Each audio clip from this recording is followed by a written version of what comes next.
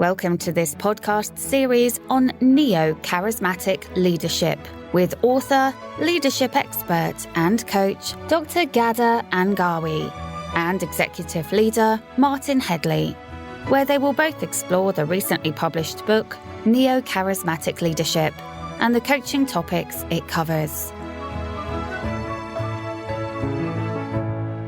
Welcome, everyone. Happy New Year 2022. Today, we are discussing role number 8, which is encouraging collaboration at the third stage of devising means to achieve the vision.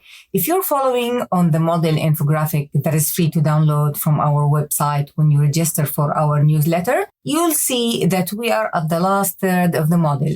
You'll also notice that we are now at the red orbit, where roles really become intertwined and maybe somewhat entangled due to the nature of the stage where real implementation takes place.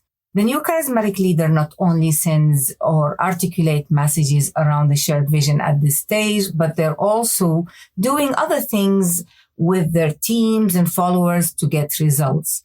Role number 8, encouraging collaboration, is a result-oriented and seek to instill the concept of working together at its highest level, which we will dive into today. Okay, that's great, Ghadah. And I'm really looking forward to this because obviously as an implementation and transformation expert, this is where, as they say, the rubber meets the road. This is where action is going to happen or not if you're not engaging your teams correctly. And while we've spent a great deal of time in preparation, this is where we really get to do some work.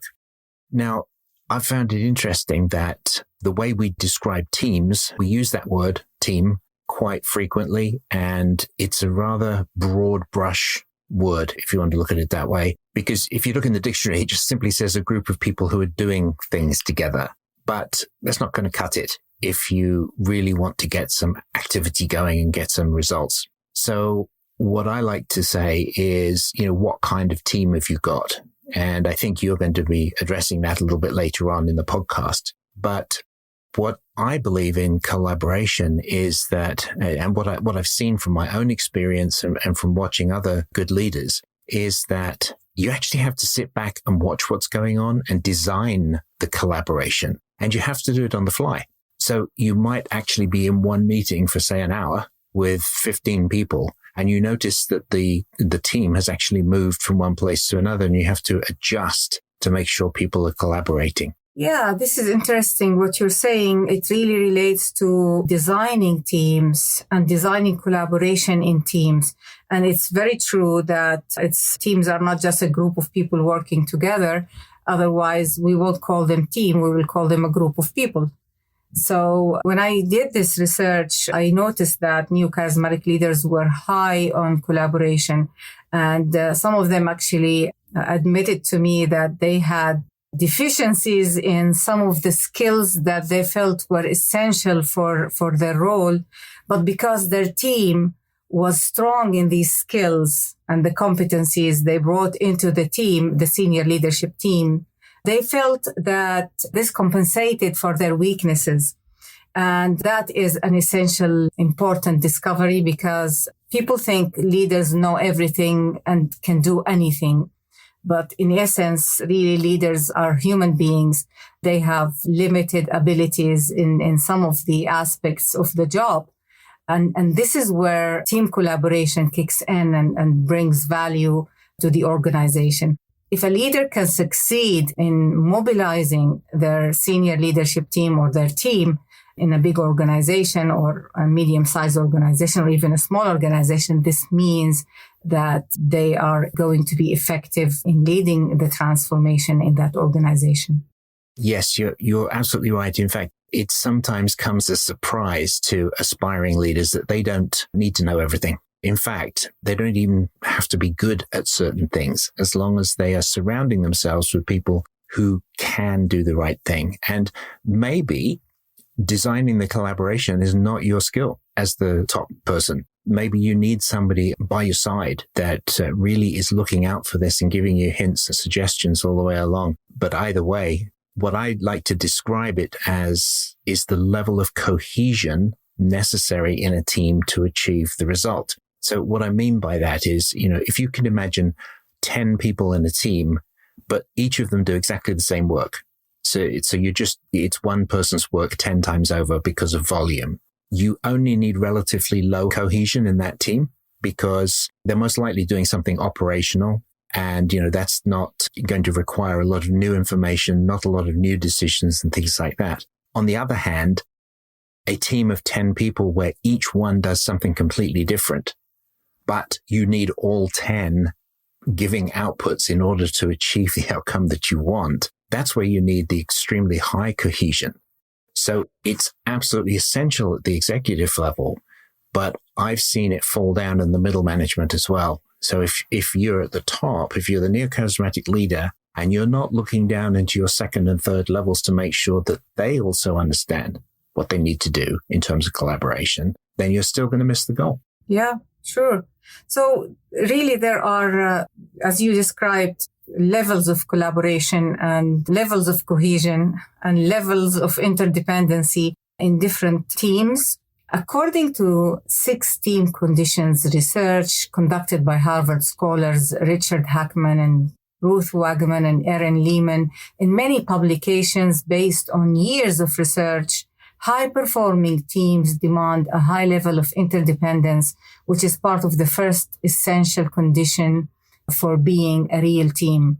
Before we go on any further, let me clarify a bit about 6 team conditions to our listeners so that they can understand why new charismatic leaders are all about collaboration. According to the research conducted by Harvard scholars, there are 3 essential conditions: being a real team, having the right people, and fulfilling a compelling purpose for that team. There are also 3 enabling conditions: having the right structure for the team, operating in a supportive context, and the availability of a team coach. To your words that you mentioned, someone might be there to support the leader in helping them structure the team and making that team high performing.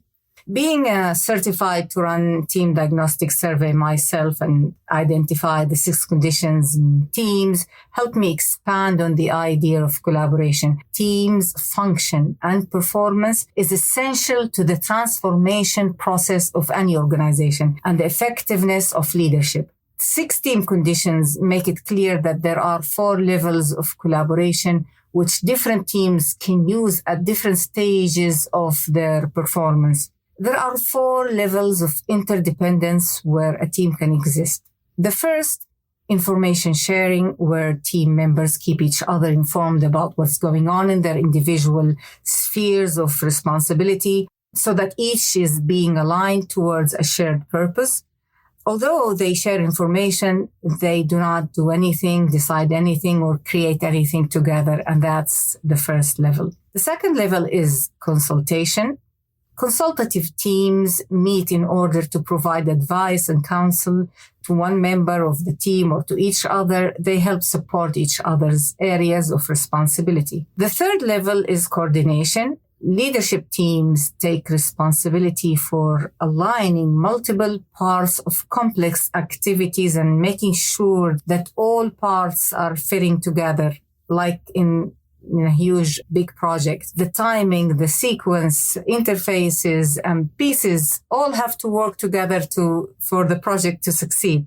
And that's the third level, and it demands cohesion and collaboration. The fourth and the ultimate level of collaboration is when the team engages in collective strategizing and evaluation of alternatives. For instance, what actions will they be taking to reduce carbon emission after the conference in Glasgow? Decision-making is the most interdependent and complex part of team activity. Yes. Now, it's interesting that, we've got 6 team conditions and we've got 4 different types of collaboration amongst teams. For the listeners' benefit, there are probably more consulting models written on the team experience than any other area. So don't get hung up on that. Definitely remember these 4 collaboration, and I'll give you a reason why. When you are in an organization, particularly a large one, and you are an operational person, the work that you're doing day in and day out is what brings in the revenue to the company. Okay. In some organizations, it's also the product person, because the product person may be developing the product for the operations people to use or sell. And then on top of that, you have a large group of other executives that sit around the table. So HR, IT, administration, legal, the list goes on. One of the dangers of being a purely democratic team at the top is that if you just simply take a matter of votes, you could have the product and the operations person agreeing to something and all of the other areas not agreeing. So in fact, what happens is the decision is going against the best interest of the company and the best interest of the customers getting what they wanted. This kind of imbalance is rather interesting because for the neocharismatic leader, you've got to make sure that you can convince people that you understand they have opinions, but you've got to listen to really only 2 members of your team for a particular operational issue. Okay? Then, possibly in the very next meeting, you might be discussing some new HR initiative or a diversity, equity, and inclusion initiative or something like that, where everybody's input is roughly equally important, right? Because it's something new. It's something that you're transforming into. So there you can take a democratic approach. The majority vote wins. So it requires a certain dexterity to be able to see this and to watch it going along. But, if you think about an operations team, information sharing was the first level you spoke about, Ghadah. Information sharing is very important because typically it helps the other members of the team with their own jobs. And it also gives them better information to keep their customers up to date or produce whatever items they're making in machinery or something like that. Okay, so information sharing is in fact always important. And I think that's something that the leader should make sure is flowing freely. Because every time it doesn't flow freely, then you get hiccups and problems and customer complaints. You move up to the consultative level. And I think this is where a lot of teams really need to be. Too many people try and get their teams up to the next level, which is coordinating. But in fact, they just need to remain in consultation. So, for example, let's say I'm running a big organization or a big operation and I have some interesting employee issues that come up. Okay. Then what I need to talk to the legal team. I need to talk to the HR team. I need to talk to the IT team to find out what happened. What should we do? What's the best way forward? Okay. And that's where I need to consult with them. They need to consult with me. But again, I still hold that decision because I'm primarily operations.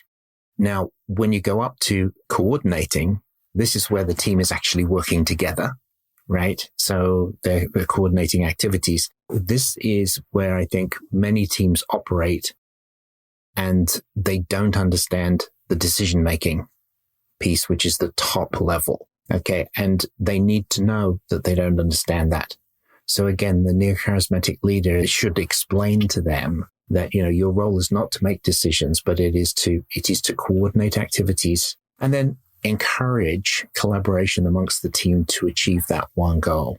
And then finally, the decision making, which is where most teams really think they are, even though they're not. But this is a team that can actually create a joint decision. And as I said, even that doesn't necessarily mean one man, one vote. It may be biased heavily in front of one organization or another. So that's a lot to think about. And so when I've been in this position and I've been watching my teams sort of hash things out, in the back of my mind, I've got this 4-point model and I'm thinking through and say, okay, well, this is good collaboration because we're going to end up with a decision, or this sounds like it's going to a decision and it's not ready to be decided yet. So that's when I have to step in and say, no, we're not ready to go there yet, and keep the team going at the slightly lower level. Hopefully not in a way that they notice. To them, it's just the flow of business, the flow of the operation. It's tough when you first think about it. And when you first try it, all you're thinking about, everything in your mind is, oh, what are these people doing? Am I encouraging the right thing in the meeting? To the point that you, at the end, probably have forgotten what was said in the meeting. That's okay. That's going to happen. But if you've got an engaged team, they're going to march forward anyway. So don't worry about it. And then come back and practice. And typically within about 2 to 3 months, you'll be doing this almost like you're breathing. You'll not notice until you stop. So what you're saying, Martin, is very much that the level of collaboration depends really on the team function itself and the context of that team and the level of the organization where they are operating. And not every team is asked to function at the highest level of collaboration, which is decision making, because maybe this is not what is required of them. But it's very important also for the leader to clarify the purpose of the team, which we will expand on further next episode, hopefully digging more into why the three first conditions are important for forming teams and how can we encourage collaboration through them. So it is important for the leader to be able to observe what the team is doing rather than just engage in the conversation and forget about the observation. I think leaders have a bigger role of directing and navigating with the team where they are going rather than making it go or pushing for the conversation to move forward. I think it's more about taking moments of silence, contemplating on the relationships, on what the team is what's happening, as you just said. And that observation requires also self-awareness. Because if you're aware of yourself in the moment and of your thoughts and emotions, as the team is moving forward in the conversation, you are more able to help them navigate their own difficulties as the conversation continues and as the work and the business continues. So, truly this was a very informative discussion, and I like the examples and the way you put it forward. So thank you very much for that. That's good. Actually, the one thing that I'd like to say here is that if you do this correctly, there's another side benefit, which is very important. And this speaks back to some of the very early podcasts that we did around building trust. The neo-charismatic leader wants to build trust in them so that people will follow. But by making sure and coaching your other teams to be collaborative and to be effective collaborating, you actually help them build trust amongst themselves. And that is an almost invaluable benefit. Okay, so we are at 20 minutes, and I think it's time for us to say goodbye to our listeners, and hopefully we will continue this discussion in our next episode. Thank you very much for being with us. Goodbye. Yes, thank you. Bye-bye. Ghadah and Martin, hope you enjoyed this episode. There is more information available at neocharismaticleadership.org. And if you would like to discuss coaching or training for yourself or your team, you can contact Ghadah and Martin through the website. We look forward to your participation next week. Until then, goodbye.